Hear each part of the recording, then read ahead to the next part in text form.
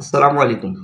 आऊँ या मीर मुस्लिम ऐं अवां ॾिसी रहिया आहियो मुंहिंजी YouTube video series financial literacy in Sindhi जी ॾहीं video how to diversify your portfolio in PSX, focus on high dividend stocks and avoid हराम इन्वेस्टमेंट्स। सो अॼु जी वीडियो में पाण इहो ॻाल्हि कंदासीं त व्हाट इज़ पोर्टफोलियो डाइवर्सिफिकेशन, इहो छा आहे, कीअं थींदो आहे, हुन ते पाण ॻाल्हि कंदासीं।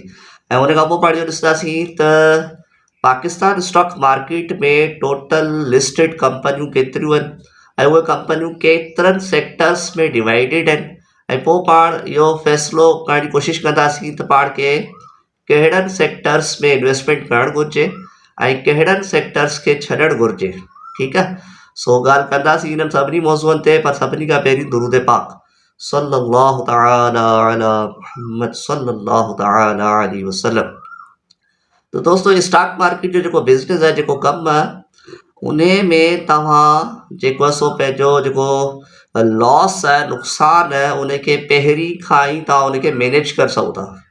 ठीकु आहे, हाणे उन में इहो हिकिड़ो टूल आहे उन जो पंहिंजे लॉस खे कवर करण जो या बचाइण जो, लॉस खे कैलकुलेट करण जो, उहा पोर्टफोलियो डाइवर्सिफिकेशन। हाणे पोर्टफोलियो डाइवर्सिफिकेशन जी वजह सां तव्हांजो नुक़सानु घटि थो थिए स्टॉक मार्केट में।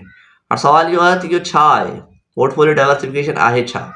ॾिसो, स्टॉक मार्केट में तव्हां छा था करियो, कंपनियूं शेयर्स वठो था, कंपनी ख़रीद कयो था, शेयर्स वठो था। त उहा जेका कंपनी आहे, जेके शेयर्स आहिनि एज़ अ होल, उहो तव्हांजो छा आहे, पोर्टफोलियो।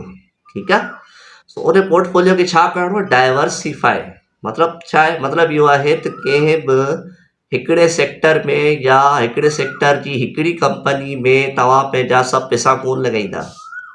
तव्हांखे मतिलबु कुझु मुख़्तलिफ़ क़िस्म जा सेक्टर ॾिसणा आहिनि ऐं हिकिड़ी कंपनी में पैसो कोन्हे विझणो, बल्कि पंहिंजे पैसे खे विरहाइणो आहे, मुख़्तलिफ़ बिज़नेसिस में तव्हांखे पंहिंजो पैसो विरहाइणो आहे। हाणे सवाल इहो थो पैदा थिए त इहे छो करियूं, वाए? वजह उनजी इहा आहे त करे करे इहे थी वेंदो आहे त मुल्क जा हालात कुझु अहिड़ा थी वेंदा आहिनि त कुझु ख़ासि सेक्टर या कुझु ख़ासि कंपनियूं उन्हनि हालतुनि जी वजह सां परफॉर्म कोन कंदियूं आहिनि, नुक़सानु करे वेंदियूं आहिनि। त अगरि त तव्हांजा पैसा अची करे हिकिड़े सेक्टर में हूंदा, हिकिड़ी कंपनी में हूंदा, त छा थींदो, नुक़सानु थींदो। त पाण खे नुक़सानु कोन्हे करिणो।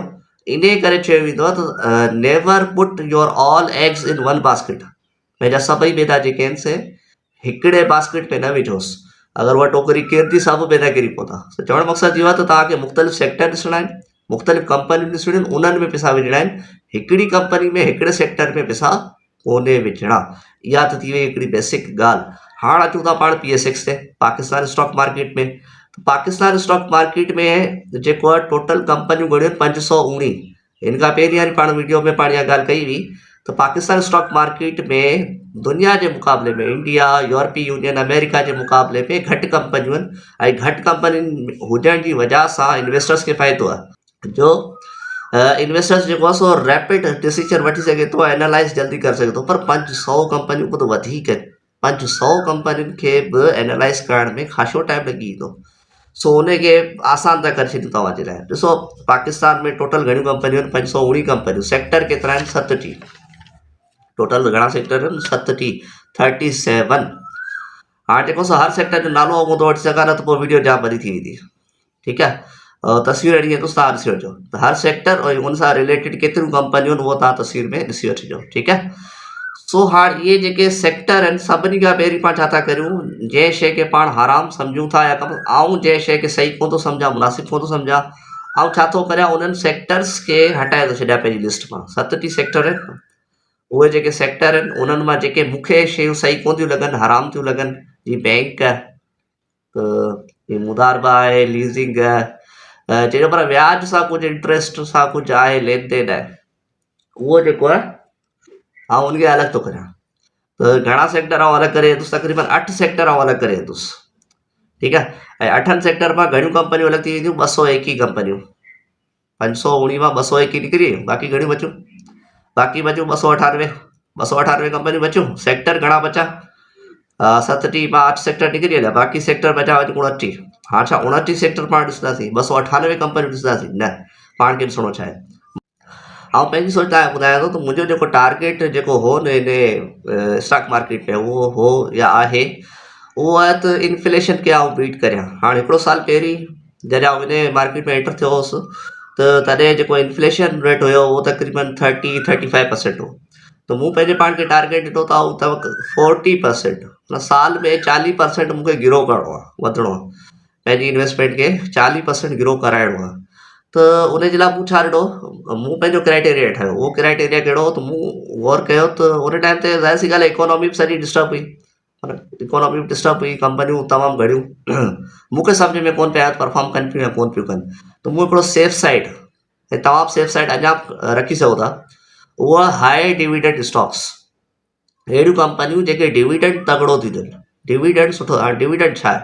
डिविडेंड जो मतिलबु इहो आहे त तव्हां कंपनी वठो था ऐं वठी छॾे था ॾियो, कंपनी कमु थी करे ऐं हर 3 महीननि में या हर 6 महीननि में या साल में हिकिड़े दफ़ा कंपनी पंहिंजा जेके शेयर होल्डर आहिनि उन्हनि खे पंहिंजे प्रॉफिट में हिसो ॾिए थी।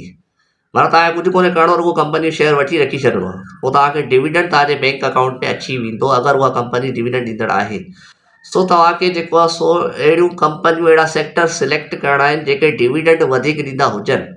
सो मूं जॾहिं इहा रिसर्च कई हुई त मूंखे कुझु सेक्टर अहिड़ा ॾिसण में आया जिते डिविडेंड जेको आहे सो 20% खां वठी 70% ताईं पहुचे वेठो। 20% खां वठी कुझु कंपनियूं 30% ॾियनि पियूं, कुझु कंपनियूं 40%, कुझु 50, कुझु 60, कुझु 70। मतिलबु रुॻो डिविडेंड, मूंखे ॿियो कुझु कोन्हे करिणो, रुॻो कंपनी शेयर वठी रखी छॾिणो आहे ऐं 40% डिविडेंड मुंहिंजे अकाउंट में अची वञे त मूंखे ॿियो छा खपे, मूंखे ॿियो कुझु कोन थो खपे। मुंहिंजो टारगेट बेसिकली इहो हो ऐं आहे। सो हाणे हाई डिविडेंड स्टॉक्स मूंखे ॾिसणा आहिनि। अच्छा, सभिनी खां पहिरीं त मूं हराम जेके तव्हां तस्वीर ॾिसंदव उन मां मूं अलॻि करे छॾिया, ठीकु आहे न, बैंक्स वग़ैरह।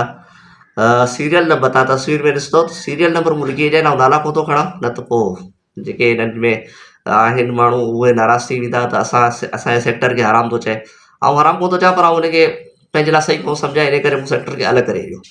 अच्छा, हाणे पाण अचूं था हिन ॻाल्हि ते त जेको आहे सो पंहिंजूं कंपनियूं घणियूं बचियूं, पंहिंजूं कंपनियूं बचियूं 298, सेक्टर घणा बचिया 29। हाणे 29 सेक्टरनि मां मूंखे जेके सेक्टर ॾिसण में आया हाई डिविडेंड सेक्टर, उहे ॾिसण में आया 4, ओनली 4 सेक्टर आहिनि। पाण खे रुॻो 4 सेक्टर्स जूं कंपनियूं ॾिसणियूं आहिनि जंहिंमें जेको आहे सो डिविडेंड हाई आहे। 4 सेक्टर जेके मूंखे ॾिसण में आया उन में नंबर 1 ते आहे power generation and distribution. Power generation and distribution total कंपनियूं आहिनि 15। उन खां पोइ फर्टिलाइज़र सेक्टर में 6 कंपनियूं आहिनि total. Oil and gas exploration में 4 कंपनियूं आहिनि। ऑयल एंड गैस मार्केटिंग में 9 कंपनियूं आहिनि। ऐं हिकिड़ो ॿियो सेक्टर मूं रखियो आहे ऑटोमोबाइल असेंबलर, उन में 10 कंपनियूं, टोटल मिलाए करे 44 कंपनियूं।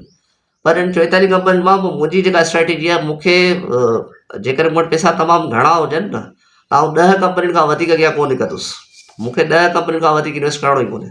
ऐं हींअर मुंहिंजे पोर्टफोलियो में सिर्फ़ु 5 कंपनियूं आहिनि, वधीक कंपनियूं 5 या 6 कंपनियूं आहिनि तक़रीबन।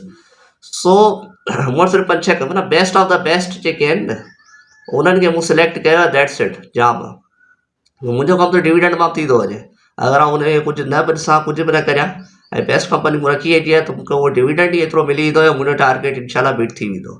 ठीकु आहे जी, त इहा त हुई मुंहिंजी स्ट्रेटेजी। ऐं तव्हां जेकर चाहियो था त कंहिं कंपनी जो नालो वठां त हुते क्लियर करे थो वठां त कंहिं कंपनी जो नालो मुंहिंजो इरादो कोन्हे यूट्यूब ते वठण जो। हुनजी वजह इहा आहे त इहो मोनोपोलाइज़ेशन थी वेंदी, इहो हिकिड़ो लीगली तौर ते मूंखे सम्झ में कोन थो अचे त इहो सही कोन्हे को कंहिं बि कंपनी जो नालो वठणु। त अगरि त तव्हां कंपनियुनि जे बारे में स्पेसिफिक तव्हांखे राय वठणी आहे त तव्हां असांजो जेको व्हाट्सअप ग्रुप आहे उन ते अचो। व्हाट्सअप ग्रुप जो नंबर आहे हुते लॻाए थुसि, उन ते अचो, तव्हां बाक़ाइदा असांजा क्लाइंट थियो, असांजी बेसिक ट्रेनिंग में एनरोल करायो, त पोइ चलो हुते पाण डिस्कस कंदासीं कंपनियूं बाक़ाइदा, नाला वठितुसि, हुते तव्हांखे सम्झाईंदुसि की छा करिणो आहे, छा ॾिसणो आहे। पर हिते ओपनली पब्लिक में पाण इहा ॻाल्हि नथो करे सघां त कहिड़ी कंपनी में कमु करणु घुरिजे, न करणु घुरिजे, वग़ैरह वग़ैरह। सो अॼु जी जेका वीडियो हुई उनखे आउं समराइज़ करे वठां।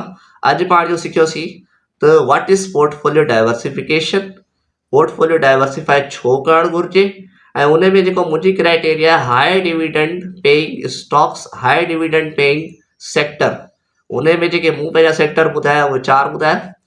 उहे कहिड़ा हुआ? Power generation and distribution, light ठाहिण वारियूं कंपनियूं, लाइट ठाहिनि थियूं, गवर्नमेंट जा मुआइदा आहिनि, गवर्नमेंट IPPs आहिनि, गवर्नमेंट इन्हनि खे डॉलरनि में पेमेंट करे थी, हुननि जा मुआइदा आहिनि, गवर्नमेंट खे पे करिणो ई करिणो आहे, करे थी गवर्नमेंट, तॾहिं त माण्हू अॻियां डिविडेंड ॾियनि पिया। डिविडेंड पे अहिड़ा तगड़ा माशाल्लाह 30%, 40%, 70% ताईं बि हिकिड़ी कंपनी जेका ॾिए पई डिविडेंड, उहा कहिड़ी कंपनी आहे उहो तव्हां अचो असांजी बेसिक ट्रेनिंग में, उहो तव्हां ॿुधाईंदा।